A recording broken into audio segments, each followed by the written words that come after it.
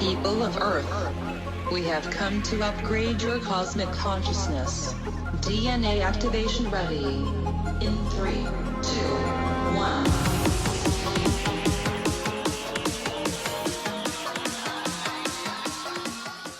Hi, welcome to Q&A on Breakthrough Leadership. I'm Craig Anderson. And I'm Lou Quinto.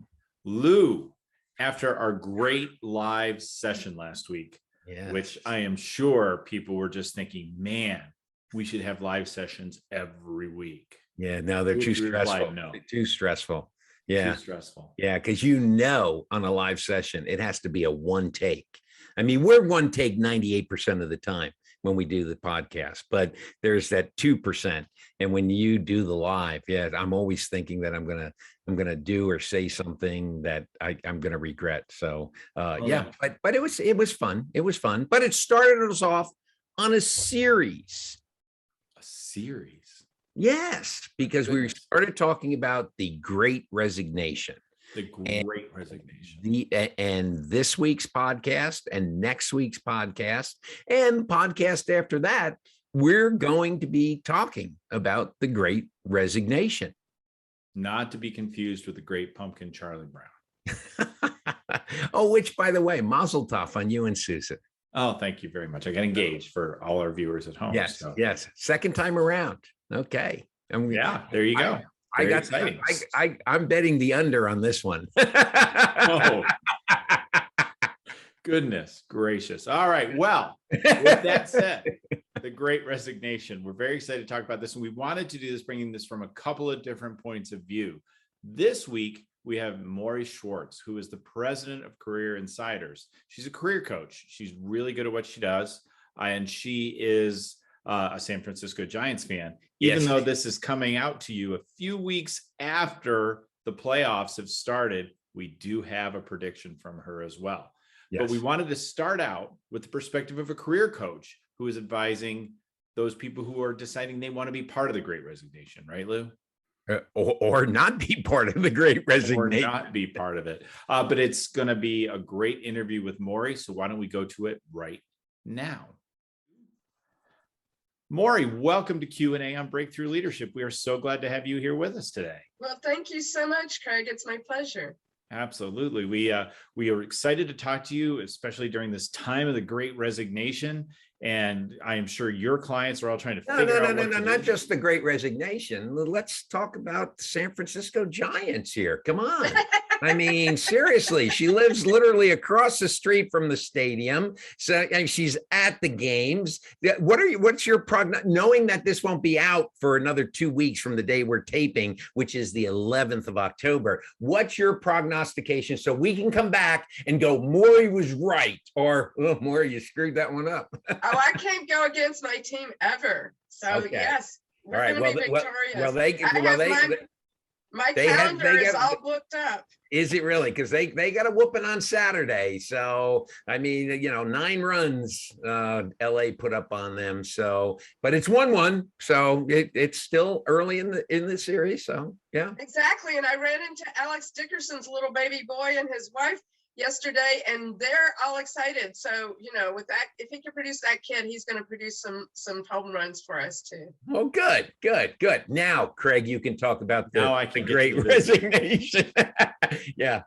I apologize for not setting proper priorities today. Right. Yes. Craig's not a baseball fan. Well, and I'm not greatly resigned to the fact that the Giants are not going to be victorious. I know we're going to win. Well, I've got a cousin who lives in Napa Valley, my cousin Ken, and his sister Charlene, and I know they would be very, very pleased to have San Francisco moving to the next round.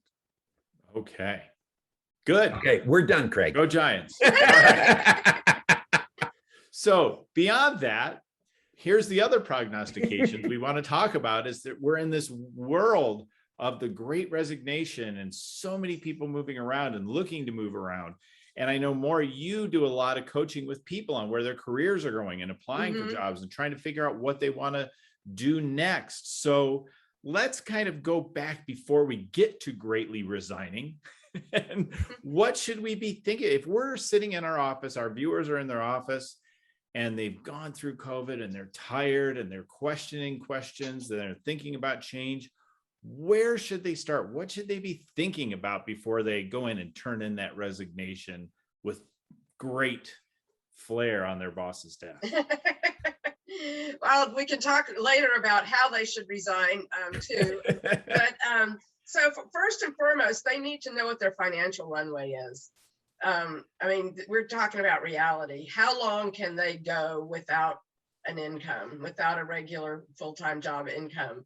That's the first thing they should consider, because even though we see that, companies are hiring, and they can't find enough good workers, it's not that easy to get a new job. I mean, it could be, but it could take a while.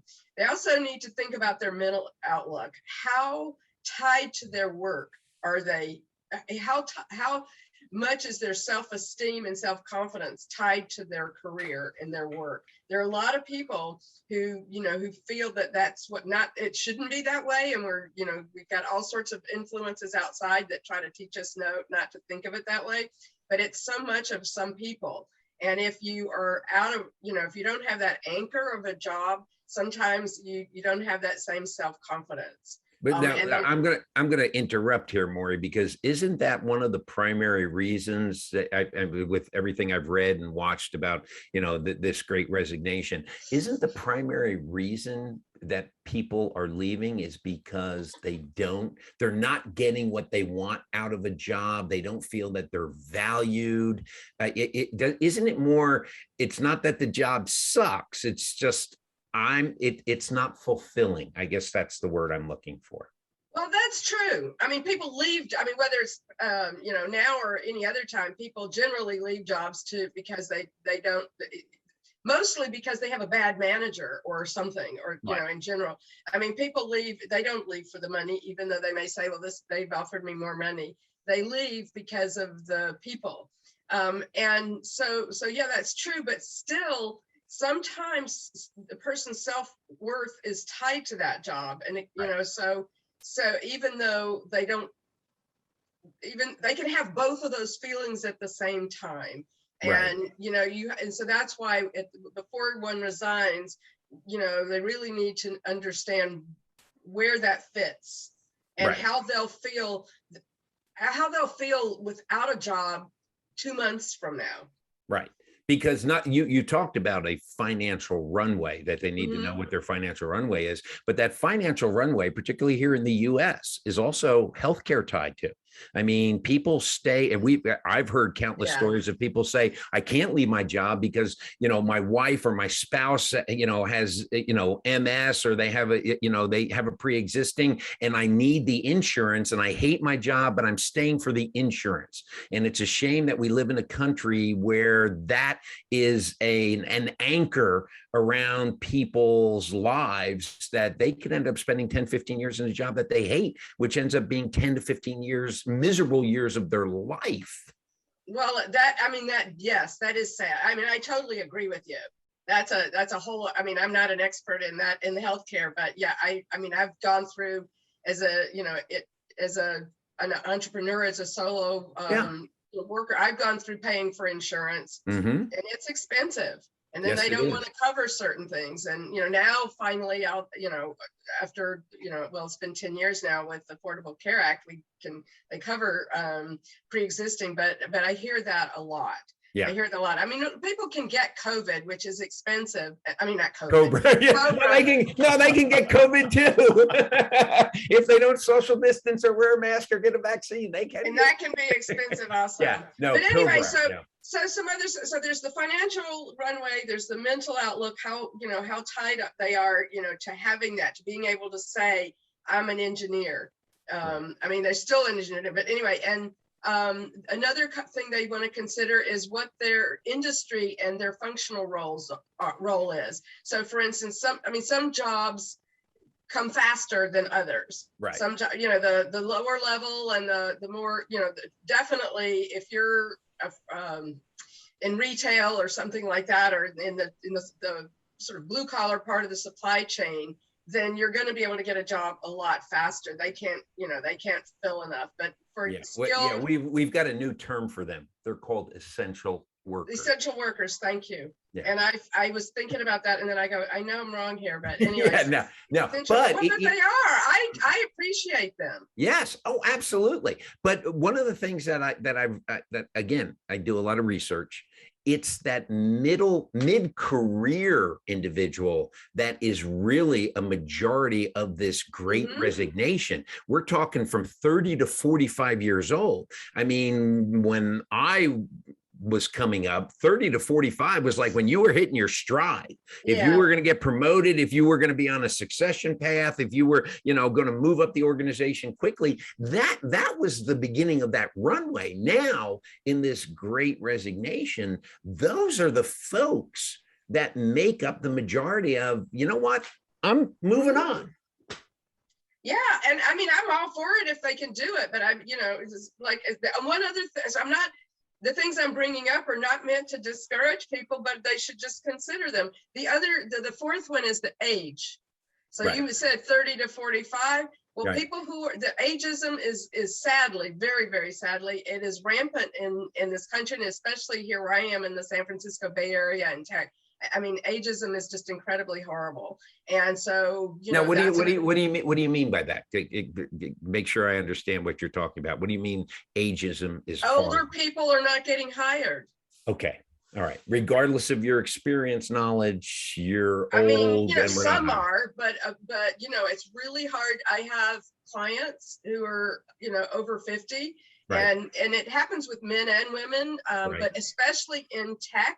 They're just, they skew toward the young.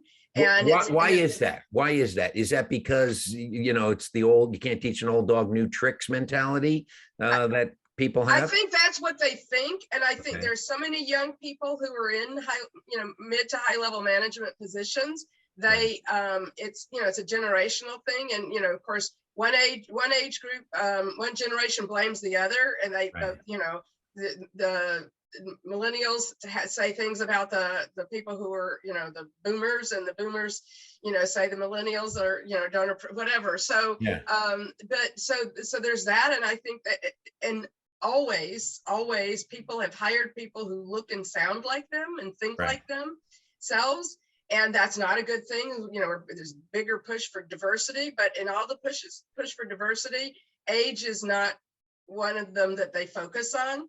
Right. And I've talked to recruiters about this, and I've been part of forums where they talk about diversity and inclusion, and I go, what are you doing for people who are older than 50, older than 60, who have these skills? I mean, and they don't have they will agree with me that it's an issue, but they won't agree. I mean, they don't have any plans. Their company's not even considering it. The visual you're giving me is the movie The Intern with Robert De Niro and Anne Hathaway, where everybody thinks, grandpa's getting hired, mm-hmm. and grandpa knows how to do things and grease mm-hmm. the skids, and he gets things done in a way that they just are.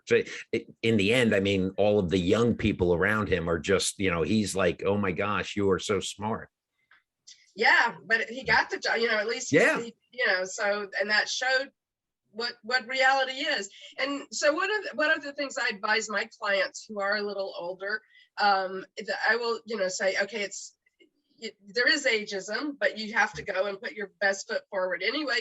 And what they really don't want is what you said, Lou, in the beginning, old ideas. Right. So they want to know, if they're going to hire anybody, they want people who can be creative, who have new ways of doing things.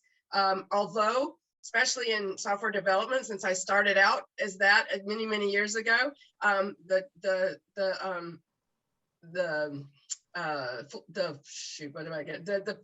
philosophies are the same. Right. The sort of the whole idea is the same, but the languages are new, and the computer does almost everything that we used to do by hand before, which is, I mean, I don't want to sound like a total old fogey, but the idea is that. Whoa, Mauri. When I went to school, when I was in college, okay, computer training for me was IBM punch cards, learning Yes. Fortran and COBOL. I mean, and doing all of that, and then having the card, bringing the cards down, and having to wait like 24 hours, and you get there and you get one sheet of paper that says unsuccessful or was unable to run, and you would just go, oh, So that I'm in that old fogey group. I mean, that was computer training for me. Well, yeah, so I mean, and a lot of what you learned is still applicable, but not the languages and not the cards, fortunately. But a lot of younger people in these jobs don't get it. They don't look at it that way. But the language then is a again, language. yes, but then again, we also know that there are lots of companies that are using, bubble gum and duct tape to keep their legacy systems together. And when the legacy system breaks down because they don't want to make an investment in an entirely new program, they have to contact, Sarah and Bob, who retired 6 years ago, because they're the only ones who really knew the system. They were born with it. So companies create that catch-22 in that regard. So, well, the sad thing is many times that Sarah and Bob, who retired, they were sort of squeezed into early retirement. Right. And then they come, so they may not have retired of their own choice, but they were sort of squeezed into it. Then they get called in later on. Yeah, no, Sarah and Bob are making more money now by being private consultants for all of these companies that don't want to spend the money. They're doing well. Let me ask the next question. I know, Craig, you haven't asked a lot, but just hang on, sit there, take a drink, have a sandwich. We're talking about, go ahead. We're talking about ageism. If I'm thinking about joining this Great Resignation, how much time should I plan that this process may take? Well, it's people for years have been asking me, how long is it going to take me to get a job if I start looking now? And then they'll say, there used to be this old sort of axiom years ago that for every year of employment they've had, it would take, I don't know, a month, or every 10 years or so, or whatever level they were, it would take longer. Well, I've heard it based on dollar amount. For every $10,000 you're making, that's going to take you a month. So if you're making $100,000, you better start planning for a year looking for a job, just about. Yeah. Well, it's not, you can't tie specifically to that all the time, but it is true. I mean, the higher up you are, the more money you make, the higher your functional level is, the longer it's going to take. But for anyone, I would, say, plan for 6 months. Even the people who and it shouldn't take 6 months necessarily, but be able to be comfortable, because if someone has retired or has resigned, they are not working, they're not getting an income, then they start getting, they'll spend a few weeks resting, which is great, having fun. And then when they think, okay, I've got a few months because it's only going to take me a couple of months. Well, that's not necessarily true. You just can't predict. It depends on, there are a lot of factors. First of all, before someone does resign, one of the other things I'd look at is what is their job and their function and their level. So that's how they can figure out what their financial runway is and everything. So it takes a lot less time to fill, to get a new job if you're at the lowest level. But I would say, and for some executives, think about a year. I know that sounds horrible, but hopefully it won't take that long. Hopefully those people will be in 6 months. It could be a month. It's all about what opportunities are available at any given time, and how you get your foot in the door so timing is enormously important. Sure. I'm working with an executive right now, and he in healthcare and by the pharmaceuticals, and he's got an MBA as well as his PhD, and so he's really in it for the business. He's interviewing with 6 or 7 companies for a high-level strategic position in implementing digital health. So all of these companies, all of them want to take advantage of digital health care, and so they're looking. He's got a lot of interviews going on. I mean, how he does it, I don't know. I mean, we work together on preparing, but at the same time, he doesn't have an offer yet. It's taking months for some of them to get down to saying, okay, so just last week he got an offer from one of them, but that took, months, and the interviews get scheduled out over a long period of time. Companies actually are taking too long to interview people too. They're putting them through too many rounds. They think that everybody needs to meet the person, But yeah, they're applying the old business model. I mean, you talk about, health, digital health.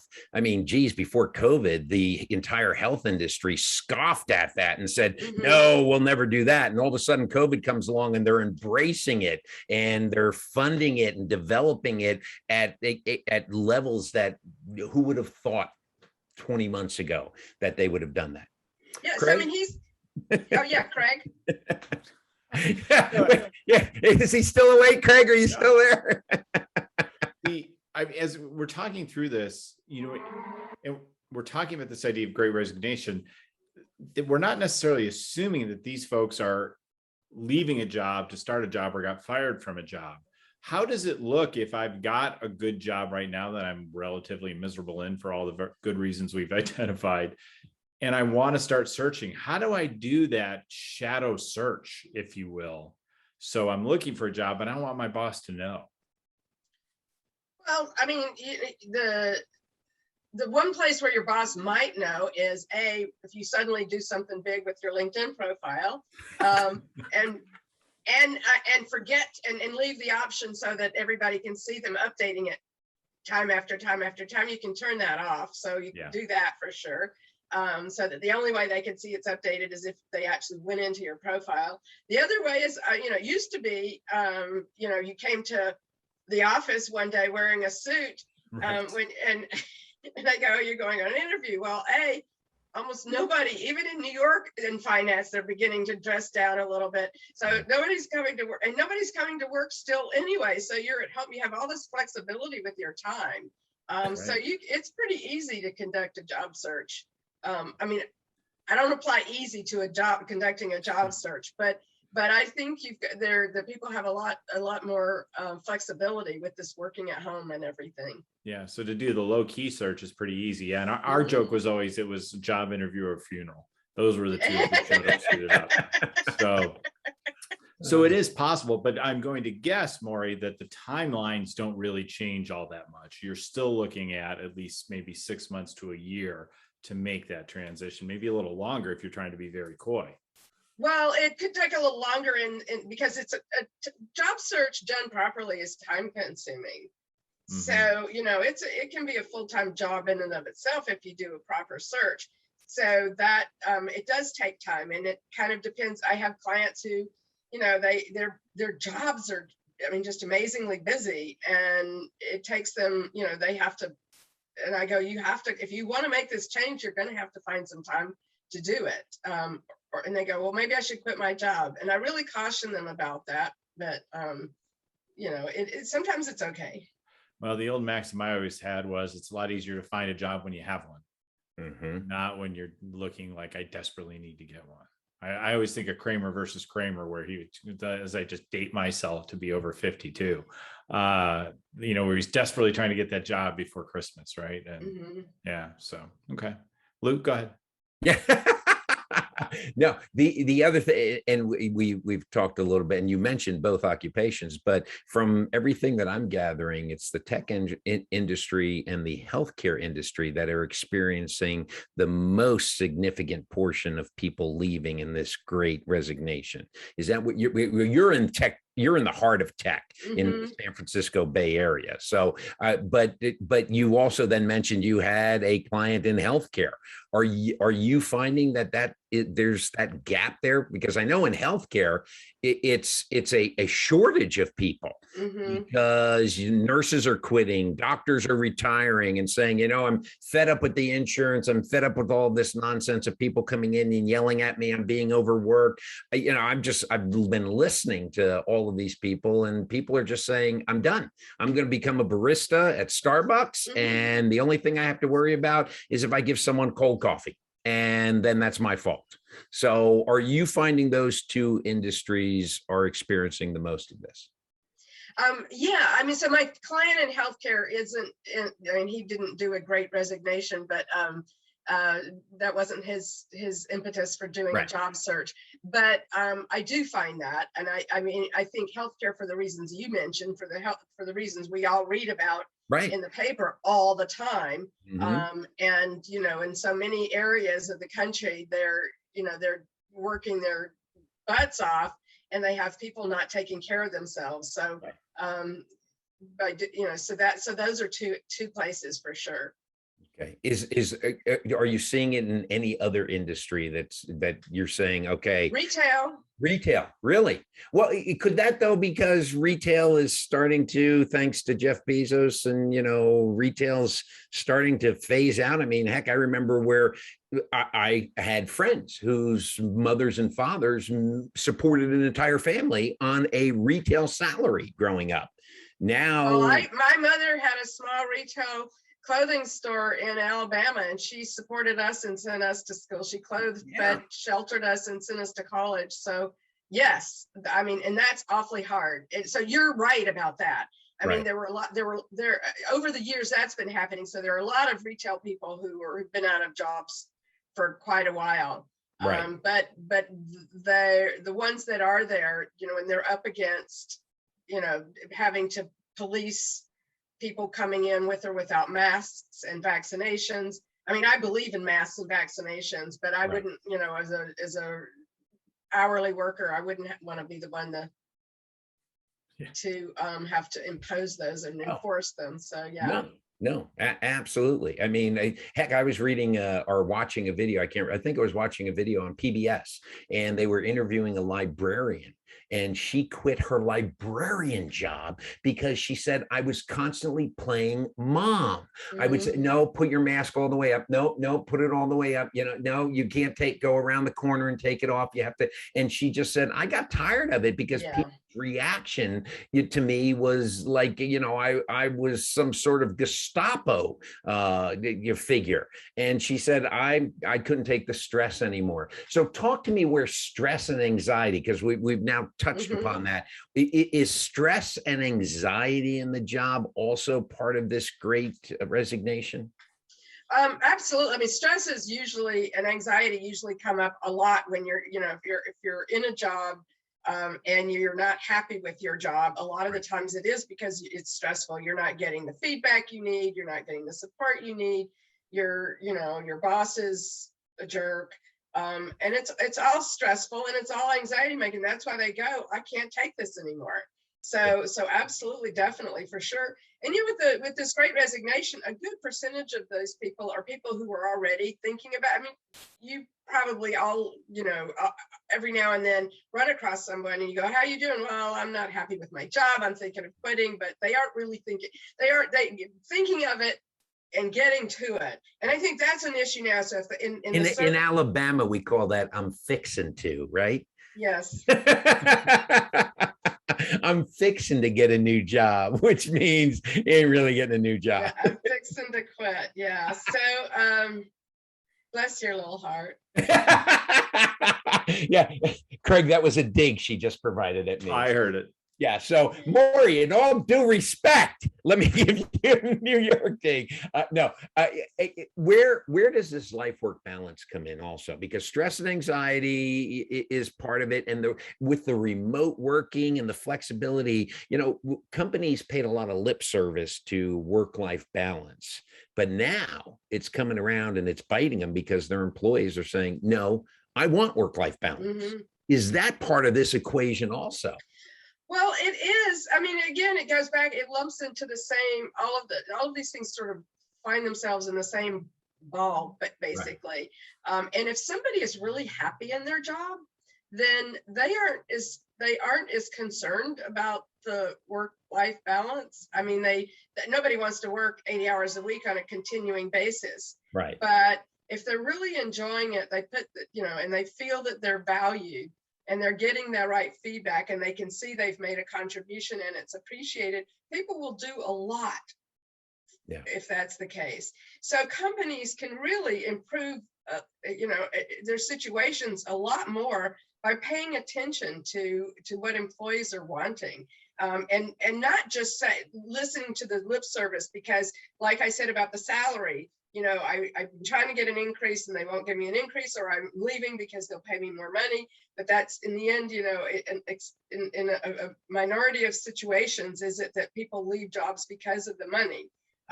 So in the same case, this is this case too. They want to go, well, I'm working all this time and I'm not getting rewarded for it. Yeah. I'm not getting the personal feedback. I'm not getting the money. So they will, people will do a lot. They'll work at hard jobs and they'll work long hours and not, maybe their family's upset about it, but they'll keep doing it because they're getting a lot out of that. Right. And that actually where that pathetic leader comes in. Yeah. Yeah. So what are they drawn to? So we know what's pushing them out the door as they're looking at that. The couple of, let's be optimistic, 3 or 4 companies are interested in their services. What are the things that are saying to people, oh, this is really attractive to me at this new company, beyond, well, maybe even including salaries? Is it always salary, or is it some other things? Salaries, benefits, work, the work environment, the culture, and they look at the studies that have been done about the best companies to work for, and they will look at those lists and see why those companies were named in that category. So they're looking for companies that are known to treat employees well. Okay, that's fair. And so you piqued my interest earlier when I kind of talked about the dramatic flair of slamming my resignation down at the desk and dancing out to Footloose or something as I walk out the door. Dude, Footloose, another. I'm going to guess that's not the correct way to resign from my role. What are the 2 or 3 most important things to consider when I'm making my way out the door? Well, in terms of the actual resignation, you want to make sure that you personally talk to your manager, and as well as, yes, still in this day and age, put it in writing. You do not want to resign by text or email. It should be a two-way conversation. Does that really happen? Yeah. Really? And do people get fired via text and email? I mean, I've heard jokes about it, but it happens on occasion. Yeah. Wow. I mean, people are so used to using these, they don't even think that it's not a good way of doing things. And you just go, of course, laying people off has been the way managers have done that for years is horrible anyway. I mean, I had a situation.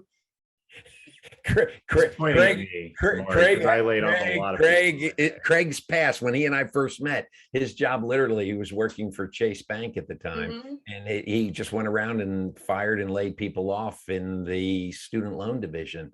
And he would come in the next day to the gym and he would be all depressed, and he would say, oh my God, I had to lay 10 people off in Boston. There were tears and everything. So Craig is our expert when it comes to laying people off. Good for you, Craig. I worked for a company many years ago, and I was after I had left the company, so I wasn't involved in this. And they did, they cut back, and they called the first person in on using the PA system.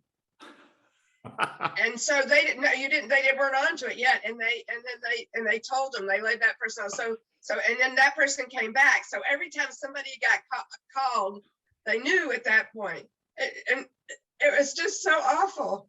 You just couldn't even. So companies don't do so. But you, if you're an employee and you are resigning, you want to go in and you want to. I mean, or whether these days it might have to be on the phone, or on Zoom. It has to be a two-way conversation, and you keep it simple and be complimentary, whether you feel it or not, and just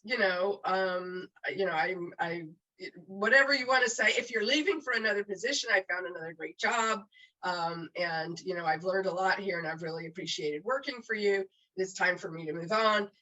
If you don't have one and it's a great resignation, then you can say the same thing. I just need and want to take a break. Yeah. And like don't burn bridges that you don't need to burn. Exactly. Right. Don't burn any bridges. Don't don't badmouth anybody, the person you're talking to or the company or whatever. Yeah. Even if they kind of want to do that, it doesn't, you know, so many people think, okay, I'm leaving now, it doesn't matter. Well, those people find their way into other companies and you will see them again. It's a small world. And, you know, and your reputation is really, really important. So you want to be able to come in with a smile and you want to be able to leave with a smile and have people feeling good that, yeah, you were really good and we're sorry to see you go. Right. Yeah. Fair enough. Awesome. We're not going to go into more stories of my torrid past. Lou, what are your key takeaways from our great time here? Key takeaways when it comes to laying people off. I'd love to be the person with the PA going, Craig Anderson, just kidding. And see you shiver and everything. It's almost like it would be a corporate version of the Squid Games. So, and no, my key takeaway is this Great Resignation is a term. Yeah, we like to term trends, and you know, we started with Watergate. I think was the big first thing that we put a name on it.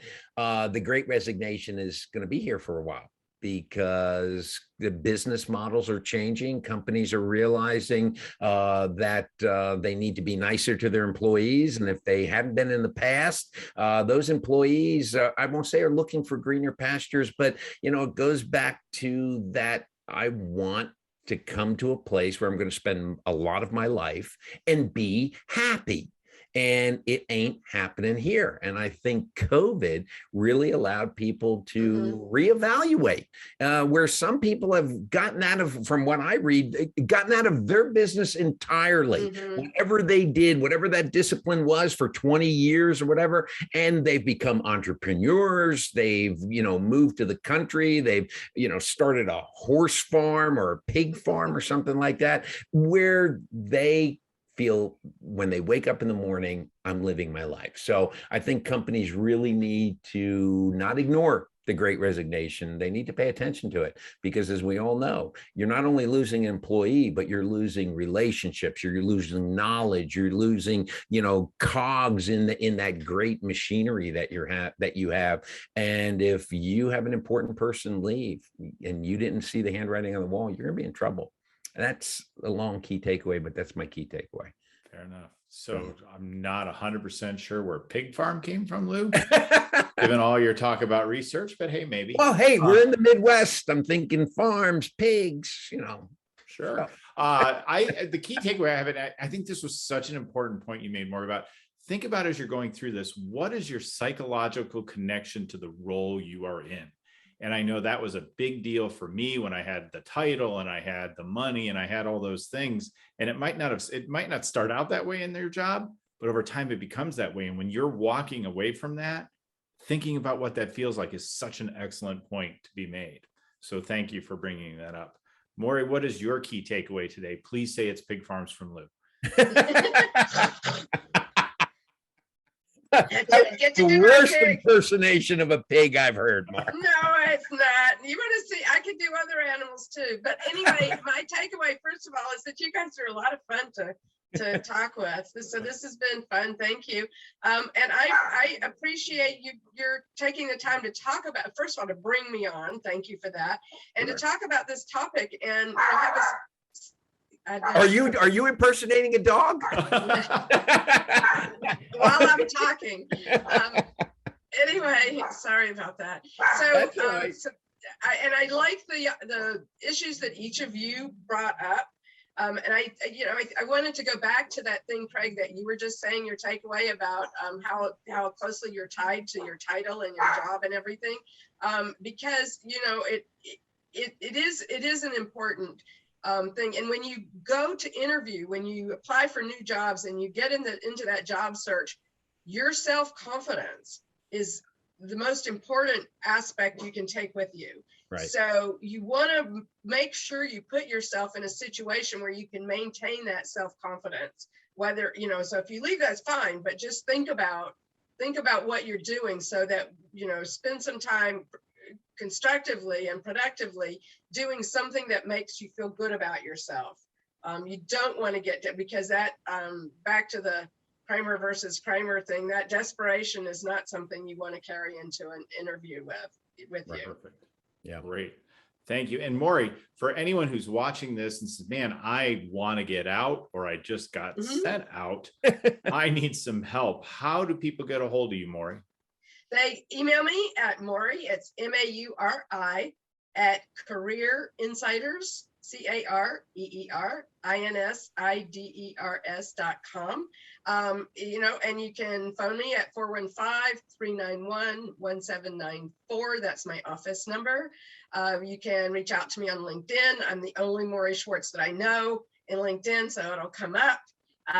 And you can follow me up. Just go to the LinkedIn profile has everything. Perfect. And the website is careerinsiders.com. And if you mention that you heard me on this show, you get a 10% discount on anything you buy. Excellent.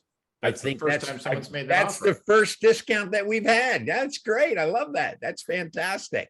Well, Mauri, we appreciate you being with us today. We did have fun, as we like to make all of our interviews, to talk not only about things that are important, but also to have a little levity, because let's face it, we talk about the psychological, implications of decision making and things like that. And hey, if you're not having fun, it's not worth it. So we appreciate you being with us. I hope you enjoy To Kill a Mockingbird on Broadway when I can't see how I'm not going to. Have to get back to me after you go see it. And I want a first-hand account that, Lou, you need to invest in a ticket, and you need to go to New York, and you need to see the play while Jeff Daniels is in it. I'm just going to tell you that right now, having not seen it yet. There you go. Get on it, Lou. All right, I will. Thanks so much for being here, Mauri. Yeah, you too. You guys have a good week. Be good. Bye. Well, Craig, that was a wonderful interview that we had with Mauri from San Francisco, and I learned a lot. I always like to say that after an interview, because then that should tell our listeners and viewers that, the mind is still open and both of us are still learning. So, but Mauri shed some facts on that Great Resignation, particularly in talking about the different careers or the different markets that are experiencing a lot of it. We also talked about the ages where this is happening the most. So I hope that if you own a company, you will start to take heed to some of the things that came out of this interview, as well as if you are an employee and you're thinking about joining the Great Resignation. I think that Mauri also told you that there are some things you need to look out for first, and that primarily one being, I think, what did she use the term? The financial runway. You need to look at your financial runway. How long can you survive without a job off of your savings? Because I think a lot of people who are going to be going through or be part of this Great Resignation will have to take that into consideration, because jobs don't just happen overnight. Well, it was a great mix of very practical tips and really just the mindset and philosophy that we need to be thinking about if we want to jump into the Great Resignation. And she broached a topic we haven't talked much about around ageism, which may be something interesting to talk about. So, yes, very interesting interview. Yes, and she does a great pig and dog impression as well. So anyway, folks, if you like this podcast, when we're talking with Mauri about the Great Resignation, please like, share, subscribe with all of your friends, so that this way they learn about Q&A on Breakthrough Leadership. In addition to that, we are available on all of your major podcast platforms. So go out there, leave us a note, give us a rating. That's how people find out about us. And we would love to continue to expand our reach after 100+ episodes of Q&A on Breakthrough Leadership. So until next time, keep those hands washed and keep your distance. I'm Lou Quinto. And hey, get vaccinated. Oh, I'm Craig Anderson.